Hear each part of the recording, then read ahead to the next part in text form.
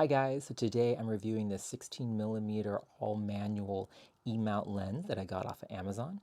Now, obviously, like I said, it's manual, so it's not going to use any of the autofocus functions that we all love about our Sony cameras. But then you don't get a manual focus lens to be able to use that.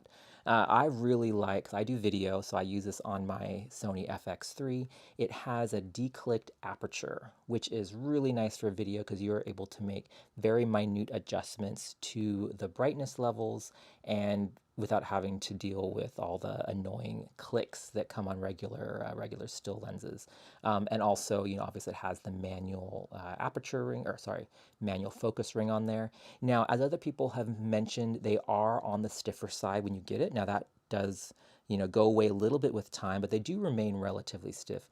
I actually like that because, as you can see here, this body is so narrow that the actual focus throw from, what is it, 0.3 meters all the way to infinity is really short. Because it's dampened and is on the stiffer side, it allows me to more easily hit my marks when I'm trying to manually adjust focus on here. So I actually like that function. I mean, they are these manual aperture and focus rings are on the narrow side, but it does have kind of this burled texture to it, so you can grip it really well and be able to turn it there. Now, the construction on this lens is super solid, especially for the price point. It is all metal construction. Everything feels nice and tight on it.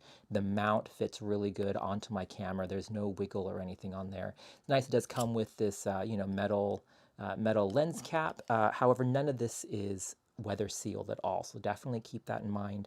I'm going to be getting probably a step-up ring with like a rubber cap to put on here to really help seal the front of the lens. But overall, like, it's a solid built lens. I love how small these are. I came from Canon, so I'm still getting used to having all these really tiny lenses that you can get that are all E-mount, because all the EF mount lenses are pretty big. So it's nice having something so small and compact. It has a good weight in your hand, so it definitely doesn't feel cheap or anything.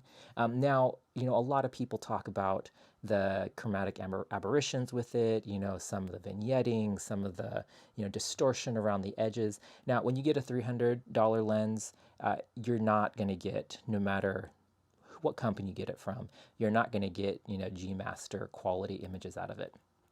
That being said, for the price point and just to have a 16mm lens in your kit, I think this little guy is a no-brainer because the images coming out of it, yeah, they're not as sharp as your G Master lens or even as, my Sigma art lenses or something, but it's passable. It works. And I do video, so I'm not so much concerned about having ultra sharp images.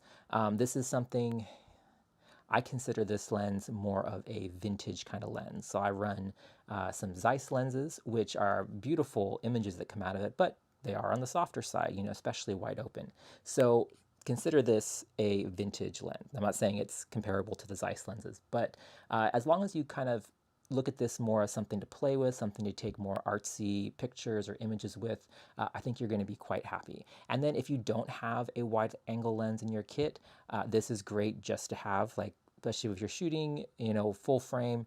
16mm is like super wide, but there's those occasions when you're going to need that. And so for the price point to be able to have this, it's great just to be able to have in your kit.